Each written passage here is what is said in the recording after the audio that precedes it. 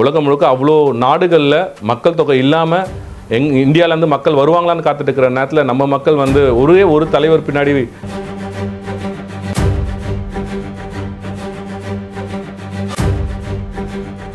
கிட்டத்தட்ட ஒரு 10 வயசு பையன்லேருந்து 10 வயசு குழந்தையிலேருந்து ஒரு 30 வயசு இருக்கிற இளைஞர்கள்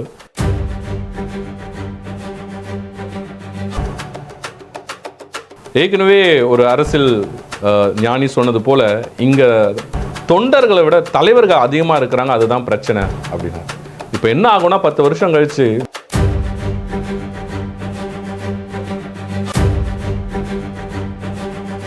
அப்போ இந்த தலைவரோட கடந்த ஒரு வருடம் அல்லது 6 மாத காலங்கள் நடவடிக்கைகள் பார்க்கும்போது நம்மளுக்கு அதீதமான ஒரு பயத்தையும் அதீதமான ஒரு பதட்டத்தையும் உருவாக்குது நம்ம இளைஞர்களை குறித்து. ஏன்னா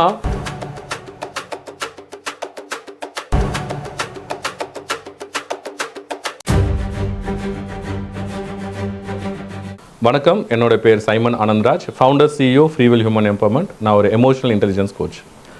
இன்றைக்கி எங்கே திரும்பினாலும் விஜய், சங்கீதா இந்த பேச்சு தான் எல்லார் பக்கத்துலையும் இருக்குது. ஆனால் நம்ம அதை பற்றி பேச போகிறதில்ல. விஜய் ஒரு தலைவராக ஏற்றுக்கொண்ட அந்த இளைஞர்களை பற்றி தான் நம்மளுடைய கவலை முழுக்க. நல்லா யோசிச்சு பாருங்கள், ஒரு தலைவன் வந்து நல்லவனாக இருந்தால் அவருடைய தொண்டர்களும் அந்த நல்ல குணங்களை ஃபாலோ பண்ணுறதை தான் யோசிப்பாங்க. அதே தலைவன் ஒரு தவறான விஷயத்துக்காக ஆராதிக்கப்படுகிறான் அப்படின்னும் போது என்ன ஆகும்னா அந்த இளைஞர்களும் அவரை ஃபாலோ பண்ணுறவங்களும் அதே தவறுகளை நியாயப்படுத்துகிற அந்த குணாதிசயத்துக்கு போகிறதுக்கான வாய்ப்புகள் மிக மிக அதிகம்.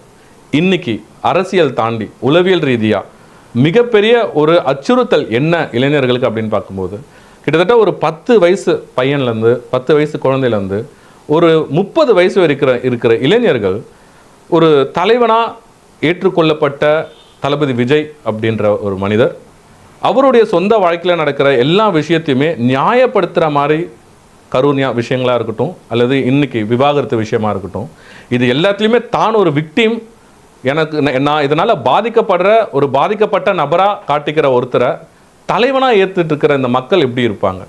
இவங்க எல்லாருமே ஒன்று விக்டிம் மைண்ட் செட்டில் வருவாங்க. தனக்கு நடக்கிறது எல்லாமே துரோகம், தனக்கு நடக்கிறது எல்லாமே தவறுகள் அப்படின்ற அந்த மைண்ட் செட்டில் வளர ஒரு சமுதாயமாக இருக்க போகிறாங்களா?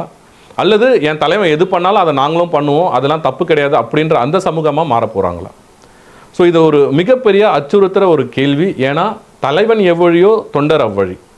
அப்போது இந்த தலைவரோட கடந்த ஒரு வருடம் அல்லது 6 மாத காலங்கள் நடவடிக்கைகள் பார்க்கும்போது நம்மளுக்கு அதீதமான ஒரு பயத்தையும் அதீதமான ஒரு பதட்டத்தையும் உருவாக்குது நம்ம இளைஞர்களை குறித்து. ஏன்னா ஒரு ரொம்ப முக்கியமான விஷயம், எந்த இடத்துலையுமே அவர் பொறுப்பே எடுத்துக்க மாட்டேன்றாரு. இன்றைக்கி வரைக்கும் வந்து ப்ரெஸ்ஸையும் மீட் பண்ணல. ஸோ ரெஸ்பான்சிபிலிட்டி எடுத்துக்காத ஒரு தலைவனாக ஏற்றுக்கிற மக்கள் அவங்களோட பொது வாழ்க்கையிலும் சரி அவங்களுடைய தனிப்பட்ட வாழ்க்கையிலையும் பொறுப்புகளை எடுத்துக்கிறதுக்கு எந்த அளவுக்கு தயாராக இருப்பாங்க?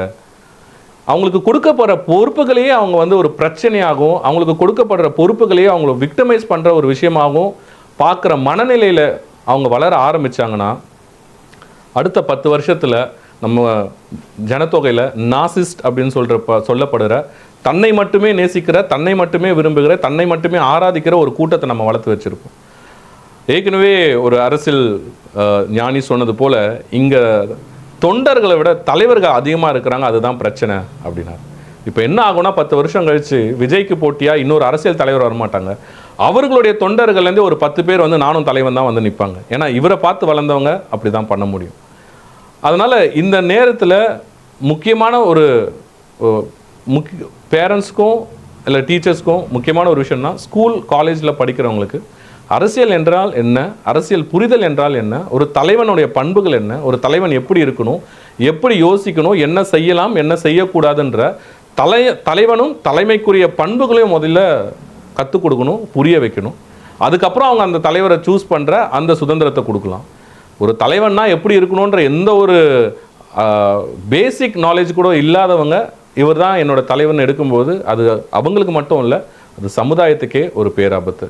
எப்படி போதை குடி ஒரு மிகப்பெரிய ஒரு அழிவுக்கு இட்டு செல்கிற ஒரு மோசமான விஷயமோ அதே மாதிரி தான் இந்த ஹீரோ வர்ஷிப் அப்படின்ற இந்த விஷயமும் ஒரு ரொம்ப மோசமான ஒரு பாழ்படுத்துகிற ஒரு விஷயமாக நம்ம பார்க்க வேண்டியது இருக்குது.